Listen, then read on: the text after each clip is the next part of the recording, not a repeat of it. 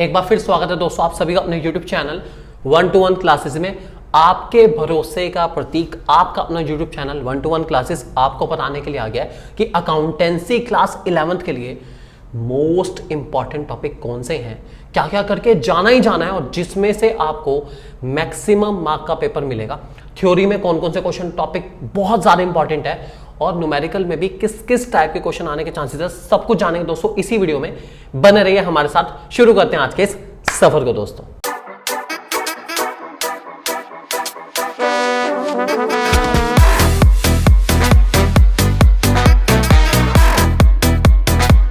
सबसे पहले दोस्तों बता दूं आपको अकाउंटेंसी क्लास 11th में हमारा पेपर पैटर्न क्या रह सकता है। एक्सपेक्टेड पेपर पैटर्न जो रहने के चांसेस है दोस्तों वो रहेगा 1 मार्क के 20 क्वेश्चन जिसमें आपको MCQ, assertion, reason base, fill in the blank, true false मिल सकते हैं।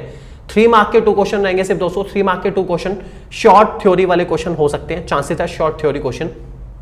4 मार्क के 5 क्वेश्चंस, आई रिपीट 4 मार्क के 5 क्वेश्चंस होंगे। आराम से सोच समझ के करना। जो भी सब्सिडरी बुक्स वगैरह है वो इसी टाइप के क्वेश्चन में ज्यादातर आती हैं, ठीक है। 6 मार्क के 3 क्वेश्चन आराम से करेंगे ठंडे दिमाग से। ये तो अकाउंटिंग इक्वेशन का क्वेश्चन होगा, एक पक्की बात है फॉर श्योर। और 8 मार्क के 2 क्वेश्चन जिसमें आपके जर्नल एंड लेजर से रिलेटेड क्वेश्चन होने के चांसेस ज्यादा रहते हैं। फिलहाल शुरू करते हैं हमारे सिलेबस के अकॉर्डिंग। सबसे पहले हमारी यूनिट 1 जिसका नाम है थ्योरेटिकल फ्रेमवर्क की बात चल रही है, इंट्रोडक्शन टू अकाउंटिंग। सिलेबस में क्या क्या है वो सुन लेंगे।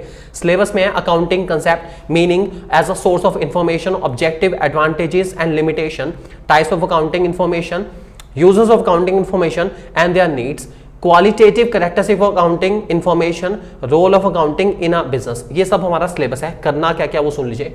मोस्ट इंपॉर्टेंट क्वेश्चन है, मोस्ट इंपॉर्टेंट टॉपिक रहेंगे हमारे मीनिंग ऑफ अकाउंटिंग। हर हाल में आना चाहिए, हर हाल में आना चाहिए, हर हाल में आना चाहिए।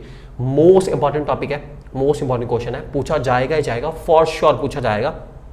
3 मार्क के क्वेश्चन में आ सकता है what is accounting, explain any 2 objectives of accounting, 2 features of accounting आ सकता है। 3 मार्क के क्वेश्चन में बिल्कुल एक्यूरेट है, आने के चांसेस पूरे हैं, ठीक है। इसके अलावा दोस्तों ऑब्जेक्टिव्स ऑफ अकाउंटिंग, 4 ऑब्जेक्टिव आपको कम से कम आने चाहिए। ये 4 मार्क के क्वेश्चन में आ सकता है। 4 objective of accounting is very very very important. आपको कम से कम 4 ऑब्जेक्टिव पता होने चाहिए। कोई से आप लिख सकते हैं, कोई दिक्कत वाली बात नहीं। इसके अलावा आपको कम से कम 4 कैरेक्टरिस्टिक आने चाहिए। फायदा रहेगा कि आप 2 मेरिट कर लें, 2 डिमेरिट कर लें तो भी आपके 4 कैरेक्टरिस्टिक बन जाएंगे। मतलब 2 लिमिटेशन, 2 मेरिट, 2 बेनिफिट आप कर लेंगे तब भी आपके आराम से लिमिटेशन और एडवांटेज को मिला के कैरेक्टरिस्टिक बन जाते हैं। कोई दिक्कत वाली बात नहीं है। ऐसे करना चाहे ऐसे भी कर सकते हैं, ठीक है। इसके अलावा difference between book keeping, accounting and accountancy. ज्यादातर बुक कीपिंग और अकाउंटिंग का आता है लेकिन अकाउंटेंसी के साथ भी डिफरेंस आ सकता है। कोई से 3 बेसिस पर, आई रिपीट 3 बेसिस पर आपको ये कंसेप्ट और ये डिफरेंस आना चाहिए। बुक कीपिंग, अकाउंटिंग और अकाउंटेंसी का जो डिफरेंस है ये काफी ज्यादा पेपर में आता ही आता है। थ्योरेटिकल फ्रेमवर्क के लिए काफी इंपॉर्टेंट टॉपिक है, ध्यान रख के चलेंगे दोस्तों।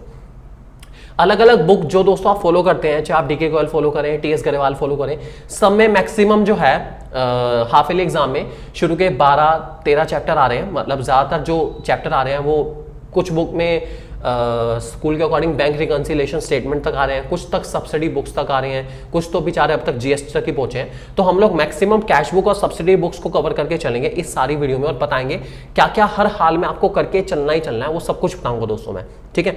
अब बात करता हूं बेसिक अकाउंटिंग टर्म्स। हमारा जो दूसरा चैप्टर है थ्योरी का, कुछ बुक में दूसरा है, कुछ बुक में तीसरा होगा, लेकिन हाँ चैप्टर जरूर है, काफी इंपॉर्टेंट है। इसमें हमारे कोर्स में क्या क्या है, entity, business transaction, capital, drawings, liability, non current and current liability, asset, non current and current asset, expenditure, capital and revenue, expense, revenue, income, profit, gain, loss, purchase, sale, goods, stock, debtor, creditor, voucher, discount, trade discount and cash discount. ये सब हमारा syllabus का topic है। आना क्या है वो सुन लो। पक्की बात है कैपिटल की डेफिनेशन, भाई मतलब ही नहीं बैठता, छोड़ दे कोई। कैपिटल की डेफिनेशन बहुत इंपॉर्टेंट है, अच्छे से करके जाना।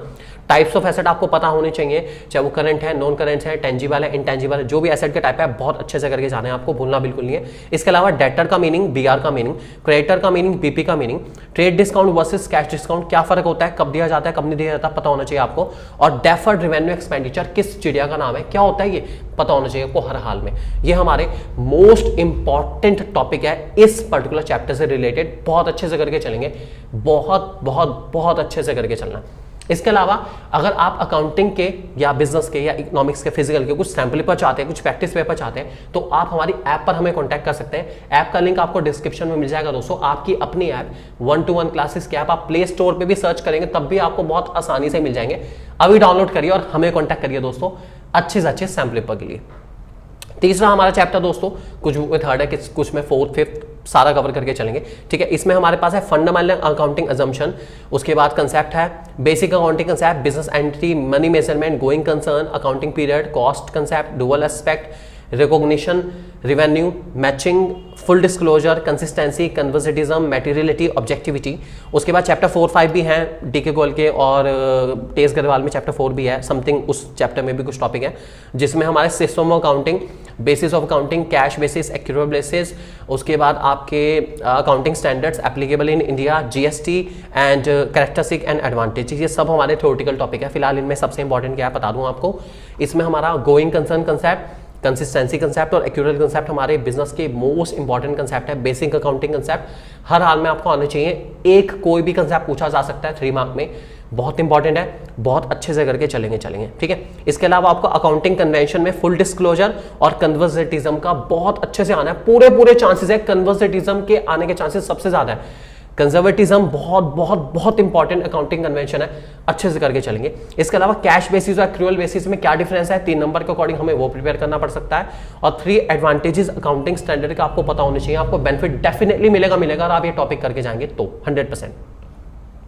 अब बात करते हैं हमारे न्यूमेरिकल वाले चैप्टर्स की, जिसमें अकाउंटिंग प्रोसेस के बारे में जानेंगे, क्या क्या है सिलेबस में वो जान लेते हैं। इसमें आपके source document, voucher, preparation of voucher, accounting equation का पूरा concept, meaning, analysis, rule of debit credit, accounting transactions, book of original entry, journal में, special purpose book, cash book, simple cash book with bank column, petty cash book, purchase book, sales book, purchase return, sale return, journal proper, ये सब कुछ है हमारे course में numerical वाले concept, जो कि हमारा मैक्सिमम पेपर में आ भी रहा है। इसमें इंपॉर्टेंट कंसेप्ट क्या क्या है चैप्टर वाइज सुन लो और नोट कर लो भाई, 100% वो मिलेंगे। हर चैप्टर का बता रहा हूं सबसे ज्यादा क्या आने वाला है। सबसे पहले बात करता हूं अकाउंटिंग इक्वेशन की।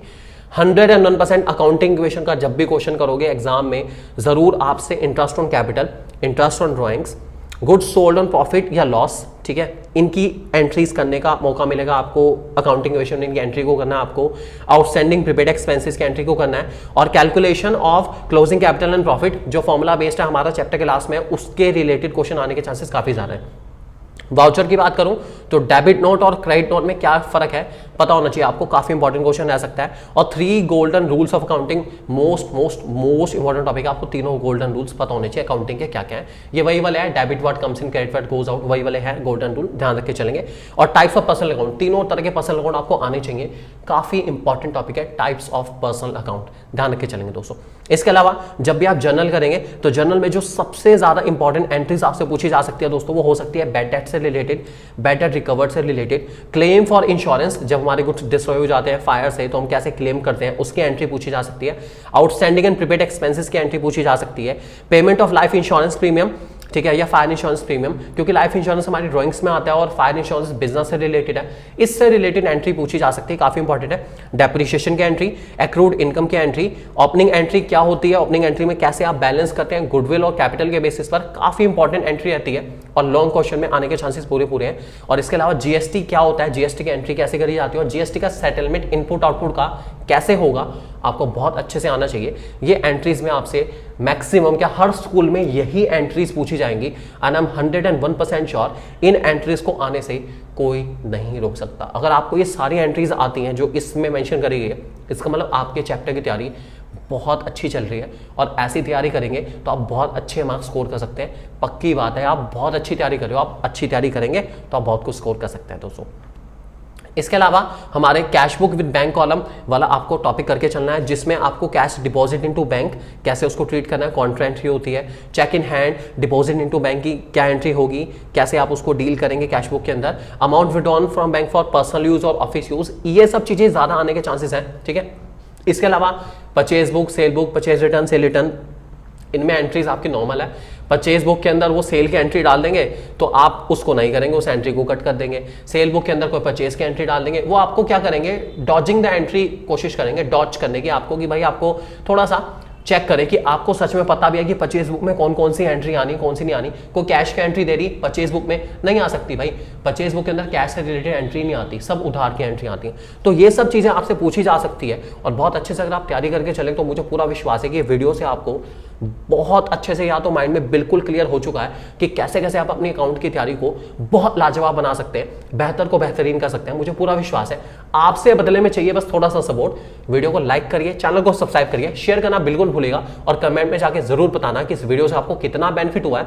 और सबको बता दो, आपका अपना YouTube channel best YouTube channel है, सबको बता देना दोस्तों।